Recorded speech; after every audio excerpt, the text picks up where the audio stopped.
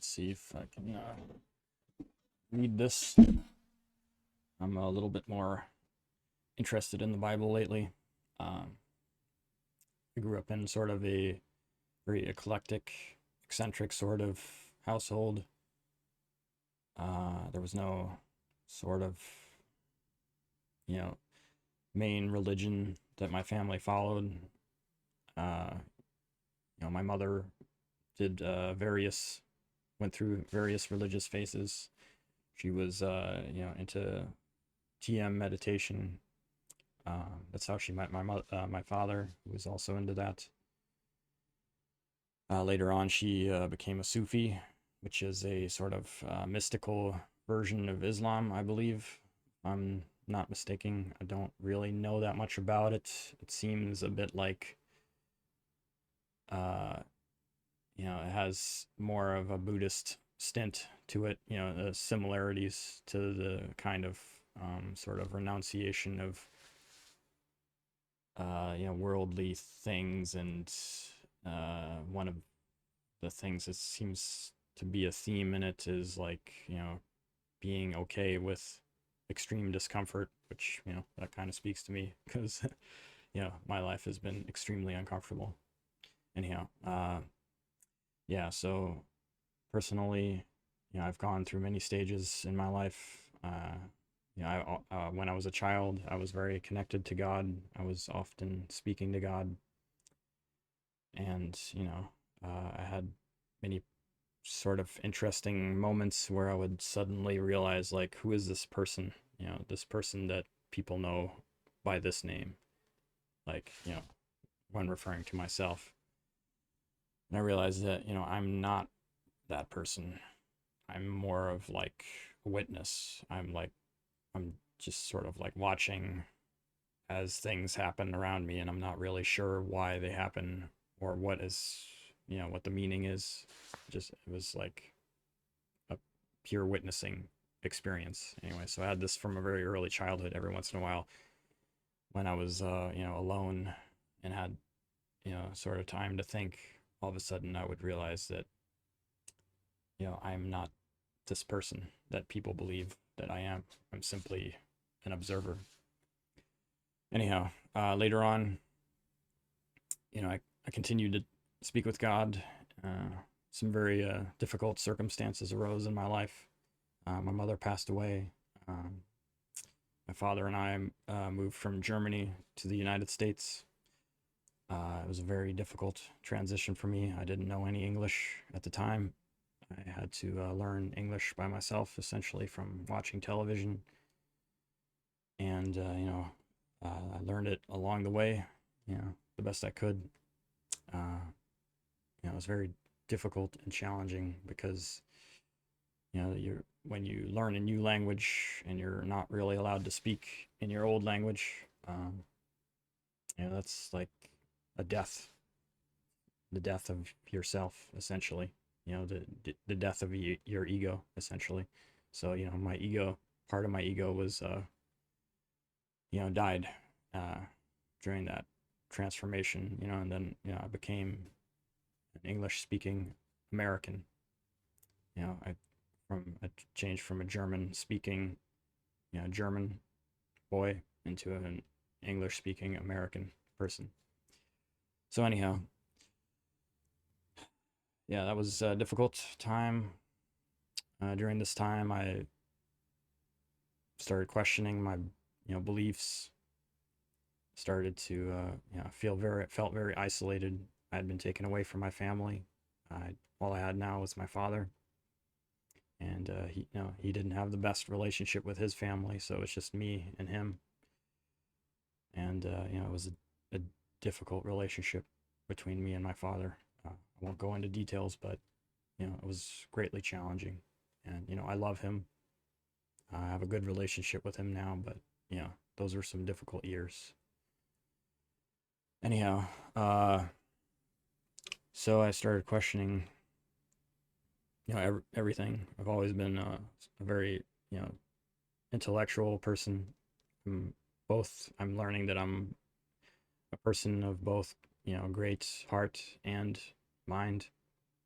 But back then, when I was in immense suffering, I kind of separated from the feeling aspect of myself and started to compensate by purely going into the intellect and viewing the world through an intellectual lens. So where that led me is I ultimately decided that God, there was no empirical evidence for God. Didn't really know what the nature of the universe was, but it seemed like I spoke to God a lot, and He did not speak back to me at the time. At least I didn't recognize in any way that He did. So I decided, no more of this. I'm not gonna talk to God anymore.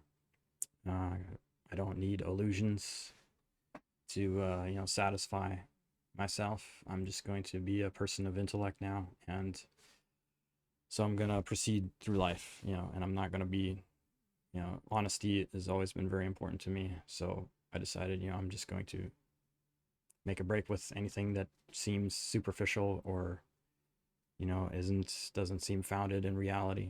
And so I gave up on my belief.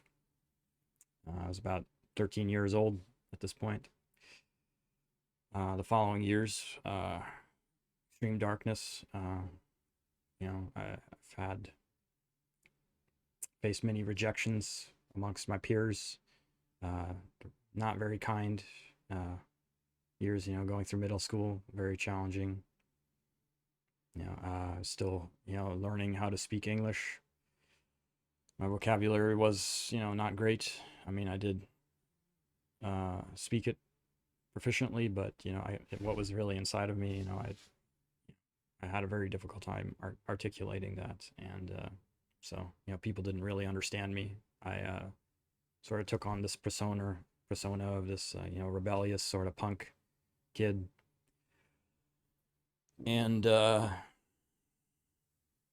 was me. It was just after I was sort of rejected by one group of friends of mine because I was a dirty poor kid who didn't who wore the same clothes multiple days in a row and who didn't shower because like all that was not those kinds of things that most people take for granted. Those were not things that were available to me in my living circumstances. Anyhow, and I'm not really ashamed of that.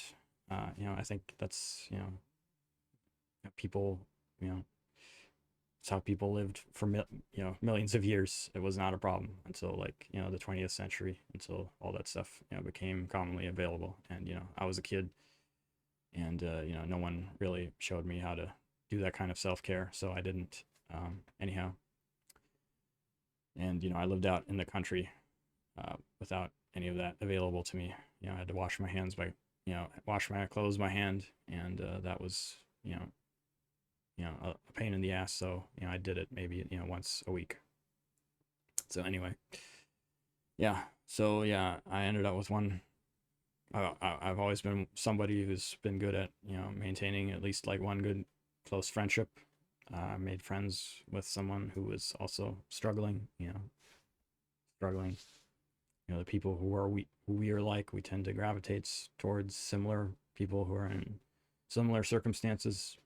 I had a friend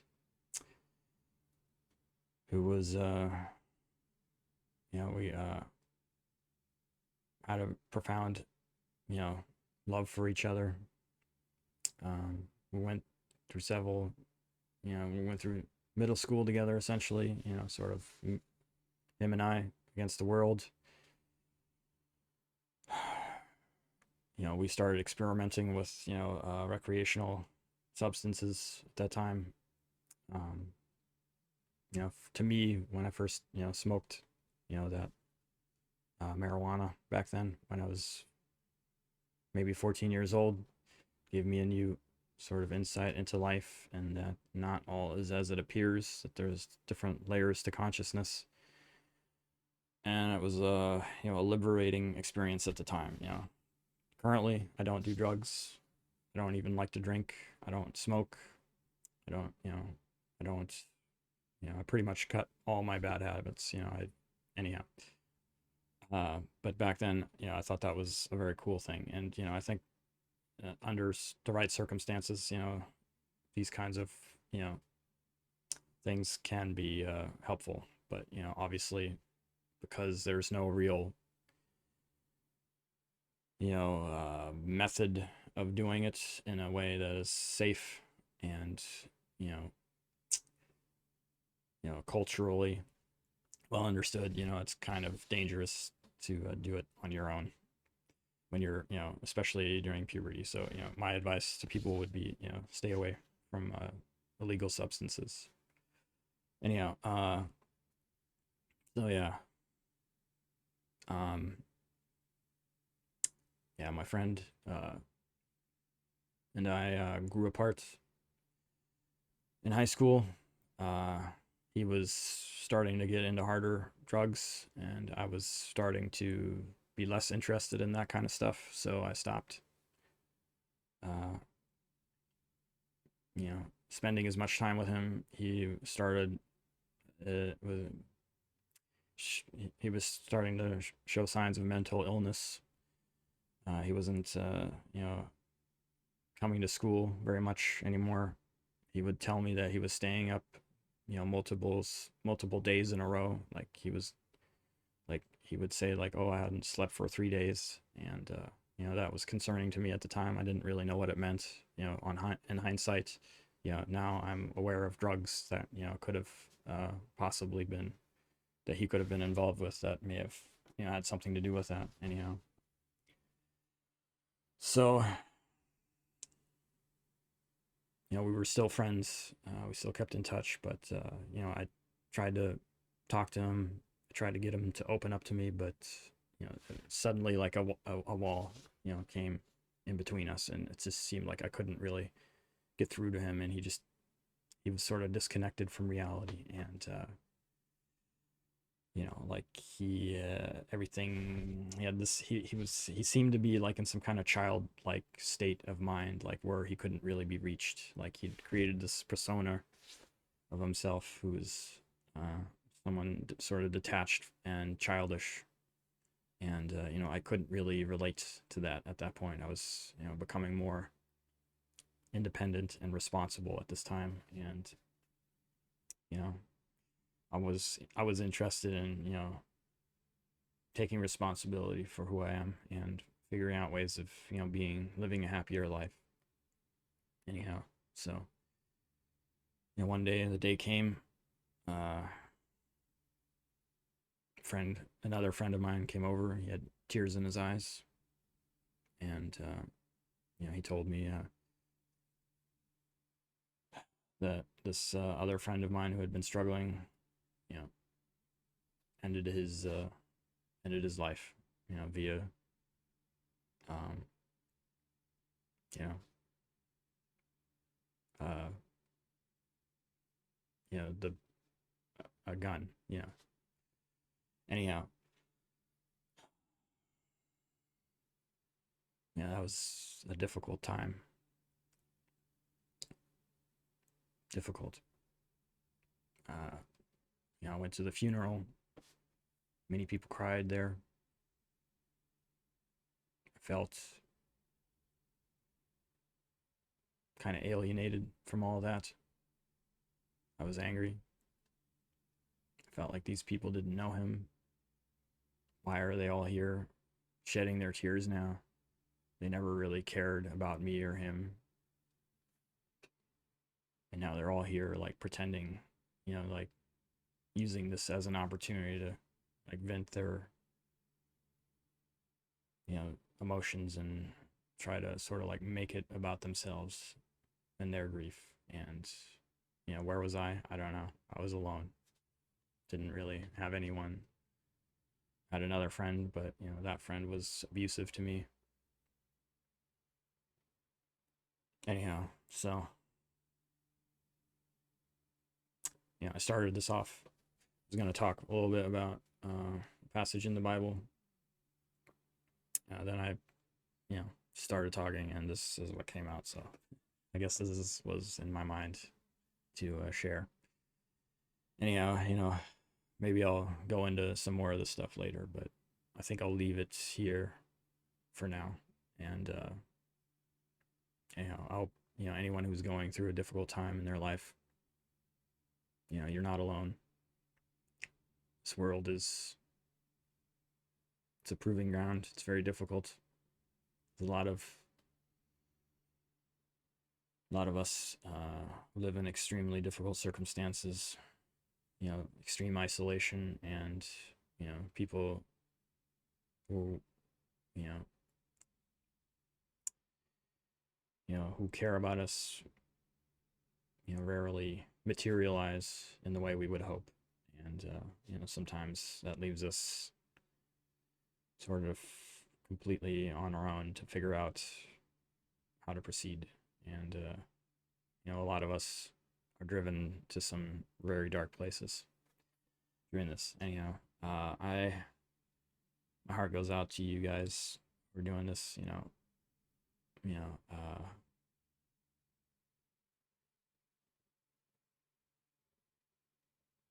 anyhow, so I'll just leave it here for now. Thank you guys for listening. If you did, my point is not really to feel sorry for myself or anything like that. This is more just me expressing what's inside, however painful it is. Expression is not wrong. We should speak about our feelings honestly and openly. Try to be factual and accurate. And, the end result is that, people whose hearts are in the right place, they will understand where you're coming from. The people who push things down and who live in a world of, shoulds and supposed to be's, those people might, think that there's something wrong with you, but ain't nothing wrong with you. Something wrong with him. Anyhow, so see you guys later. Have a good one.